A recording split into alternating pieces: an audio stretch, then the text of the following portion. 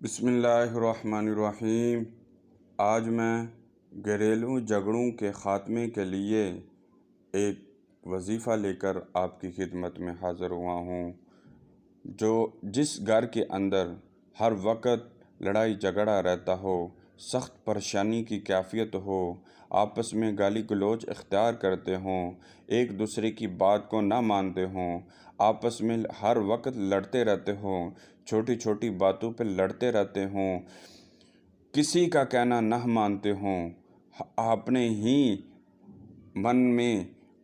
ہی من میں زندگی گزار رہے ہوں، کسی دوسرے کی بات کو برداشت نہ کرتے ہوں، ہر وقت کسی نہ کسی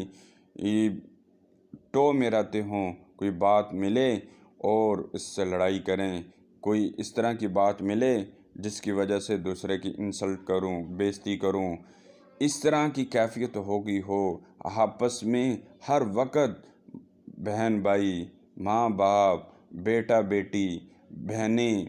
نندیں، سب آپس میں میاں بیوی آپس میں سب لڑ رہے ہوں، جھگڑ رہے ہوں، ایسی کیفیت ہو تو یہ والا وظیفہ آپ کریں، انشاءاللہ گھر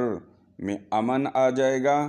چین آ جائے گا، سکون کی فضا قائم ہو جائے گی انشاءاللہ۔ کبھی بھی انشاءاللہ لڑائی جھگڑا کی نوبت تک نہیں پیدا ہوگی انشاءاللہ۔ کرنا یہ ہے کہ آپ نے یہ والی دعا، اللہم انی اعوذ بک من الشقاق والنفاق وسوء الاخلاق، یہ والی آپ نے دعا 41 دفعہ پڑھنی ہے، اول آخر 3 دفعہ درود ابراہیمی۔ تو انشاءاللہ گھر کے اندر،